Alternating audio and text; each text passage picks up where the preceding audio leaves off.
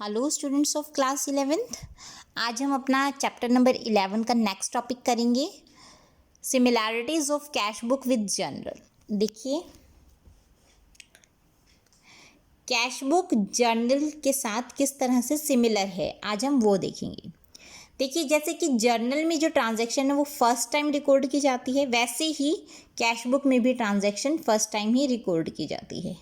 जैसे कि जर्नल के अंदर ट्रांजैक्शन से क्रोनोलॉजिकल ऑर्डर में रिकॉर्ड की जाती है, उसी तरीके से कैश बुक में भी जो ट्रांजैक्शन है वो क्रोनोलॉजिकल ऑर्डर में रिकॉर्ड की जाती है। जर्नल के जैसे कैश बुक जो है उसमें भी लेजर फोलियो का कॉलम होता है। जर्नल में भी लेजर फोलियो का कॉलम होता है, कैश बुक में भी एक लेजर फोलियो का कॉलम होता है।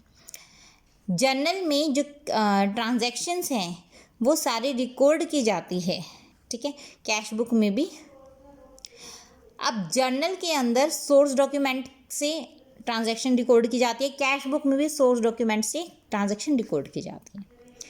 कैश बुक लेजर के जैसा कैसे है? देखिए, कैश बुक लेजर अकाउंट के काफ़ी ज़्यादा करीब है।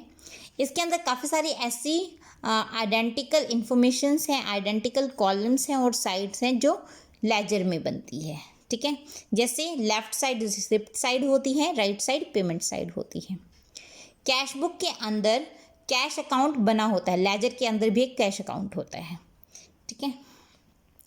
लेजर अकाउंट है, इसमें टू और बाय यूज़ होता है। कैश बुक में भी टू और बाय वर्ड यूज़ होता है। इसका बैलेंस लेजर अकाउंट के जैसा ही रहता है। अब कैश बुक मेंटेन करना है, उसके फ़ायदे क्या क्या हैं? कैश बुक है हमारी दोनों चीज़ों का काम करता है, जर्नल का भी और लेजर का भी। अगर हमने कैश बुक बनाया है तो हमें जर्नल करने की ज़रूरत नहीं है of all transaction related to cash. उसके लिए हमें अलग से कैश अकाउंट बनाने की भी ज़रूरत नहीं है अगर हमने कैश बुक मेंटेन की हुई है। कैश अकाउंट खोला नहीं जाता, क्यों? हमने कैश बुक बनाई हुई है। कैश और बैंक की जो भी ट्रांजैक्शन है वो सारी किस में आती है? कैश अकाउंट में आती है। तो उससे रिलेटेड अगर कोई भी डाटा हमें चाहिए तो हम डायरेक्टली कैश बुक में से खोल कर देख सकते हैं, हमें सारे ट्रांजैक्शंस खोलने के देखने की ज़रूरत नहीं है। इसके अंदर जो बिजनेसमैन है, ठीक है, वो इजीली टाइम वेस्ट किए बिना पोस्टिंग कर सकता है। इस जर्नल में क्या होता है? टाइम वेस्ट होता है काफ़ी। कैसे? पहले जर्नल में रिकॉर्ड करो, फिर उसको लेजर में रिकॉर्ड करो, लेजर की कैश अकाउंट में रिकॉर्ड करो, तो काफ़ी ज़्यादा टाइम वेस्ट होता है। इसके अंदर टाइम वेस्ट भी कम रहता है, ठीक है। इसके अंदर बहुत इजीली हमें सारी की सारी इन्फॉर्मेशन मिल जाती है। कैश बुक कितने टाइप्स की हैं? Single column cash book, double column cash book. Double column cash book में भी काफ़ी सारे पॉइंट्स हैं। फर्स्ट ऑफ ऑल हम पढ़ेंगे सिंगल कॉलम कैश बुक के बारे में। सिंगल कॉलम कैश बुक कौन सी होती है? ये वो कैश बुक होती है जिसके अंदर, ये कैश अकाउंट की जैसी होती है, जिसके अंदर एक साइड डेबिट होती है और दूसरी साइड क्रेडिट होती है, ठीक है। Date, particulars, voucher number, ledger folio and amount.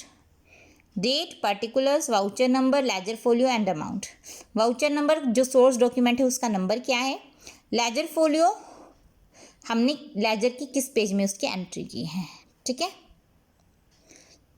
Date, date में जिस डेट को वो ट्रांजैक्शन हुई है वो डेट आएगी। पर्टिकुलर्स क्या ट्रांजैक्शन हुई है वो आएगी। वाउचर नंबर में डॉक्यूमेंट नंबर लिखा जाता है। लेजर फोलियो में लेजर का पेज नंबर लिखा जाता है और अमाउंट में जितने अमाउंट की ट्रांजैक्शन हुई है वो लिखी जाएगी, ओके।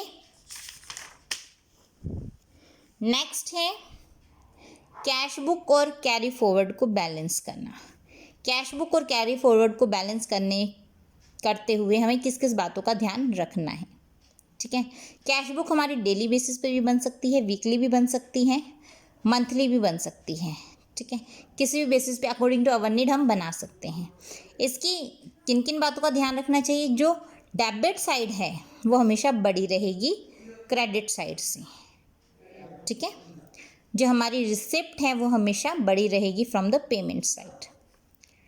जो डिफरेंस है दोनों साइड का, बाय बैलेंस सीडी के तौर पर आता है, ठीक है। क्लोजिंग बैलेंस हमेशा अगले साल का, अगले उसका ओपनिंग बैलेंस रहता है कैश इन हैंड का, ऑलराइट। कैश बुक हमेशा डेबिट बैलेंस दिखाती है।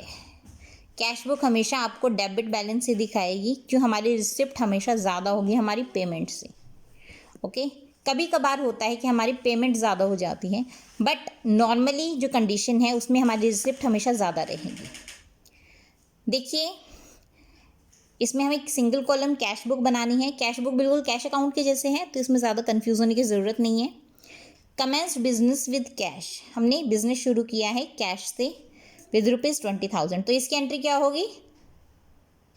टू कैपिटल अकाउंट 20,000, ठीक है। Board goods for cash, purchase किया है मतलब कैश हमारा गया है, तो ये पेमेंट किया है हमने, तो by purchases 5,000। Sold goods for cash, cash में सेल किया है, इट मीन्स हमें कैश रिसीव हुआ है, so it will give us a 4,000 of to sales account. Goods purchase from Ravi on credit, देखिए रवि से क्रेडिट में परचेज किया है, कैश कोई ट्रांजैक्शन नहीं है, तो इसकी एंट्री है जो हमारी बुक में नहीं होगी। पेड टू रवि, रवि को पेमेंट की है, कैश में पेमेंट की होगी, ठीक है, तो क्या आ जाएगी? क्रेडिट साइड बाय रवि करके, कितना अमाउंट? 7,000। कैश में सेल किया है, कैश आया है, तो टू सेल्स हो जाएगा, कितने की सेल की है? 8,000 की। Purchase furniture for cash, payment हुई है, कैश में फर्नीचर आया है, by furniture account 6,000। Paid wages, paid rent, इन दोनों की एंट्री किस में होगी? By wages and by rent, कितने कितने अमाउंट की? 380 और 400। कमीशन रिसीव हुआ है, हमें कमीशन मिला है, तो to commission account, debit side में 600 रुपीज़, ठीक है। दोनों साइड का टोटल करेंगे, टोटल रिसिप्ट कितनी है, टोटल पेमेंट कितनी है, और फिर बाद में जो भी हमारा क्लोजिंग बैलेंस होगा उसको हम अगले उसमें महीने में क्या कर देंगे? ले आएंगे, ठीक है, अगले साल के एंड में स्टार्टिंग में ले आएंगे। सो दिस इज़ हमने ये हमारी ये सारी ट्रांजेक्शन्स है। टोटल आया रिसिप्ट साइड का 32,600, पेमेंट साइड का आया 20,680, इसमें से ये वाला माइनस किया तो 11,920 विल बी आवर बैलेंस। ये जो हमारा क्लोजिंग बैलेंस है नेक्स्ट ईयर का हमारा क्या रहेगा? ओपनिंग बैलेंस बन जाएगा। 1 अप्रैल को हमारा टू बैलेंस BD रहेगा 11,920। ओके, सो इसी तरह के सम्स हैं आपके बेटा, ये सम्स आपके बनेंगे। सेकंड सम भी इसी तरह में है, कैश डिस्काउंट अलाउड, अगर कैश में हमने डिस्काउंट दिया है तो उसकी एंट्री क्या होगी? जितने का हमने डिस्काउंट दिया है वो काट के जितने का हमने हमारे पास कैश आया है वही एंट्री हम डायरेक्टली करेंगे, डिस्काउंट की हम अलग से क्या वो नहीं देंगे, ठीक है। क्लियर, सिंपल है। कैश बुक में डिस्काउंट की एंट्री नहीं होगी, जितने का डिस्काउंट दिया है, जैसे 10,000 का सामान है हमने 9,800 में सेल कर दिया, तो 2 सेल्स करके हम 9,800 कर दें। मैं डायरेक्टली वैसे सिंपल एग्जांपल दे रही हूँ, इसमें कुछ और ही एग्जांपल दिया हुआ है, तो 2 सेल्स करते 9,800 हम डायरेक्टली लिख देंगे, 10,000 का अमाउंट नहीं लिखेंगे, ठीक है। क्लियर है। नेक्स्ट जो ये आपका सम है बेटा, ये आपके बनेंगे 4, ये भी इजी है, इसमें कोई ऐसी प्रॉब्लम वाली बात नहीं है, वो डिस्काउंट वाले सम्स ही हैं। सिंगल कॉलम कैश बुक, आपके 5 सम बनेंगे बेटा, ये आपके इलस्ट्रेशन नंबर 5 तक आप इलस्ट्रेशन देखिएगा।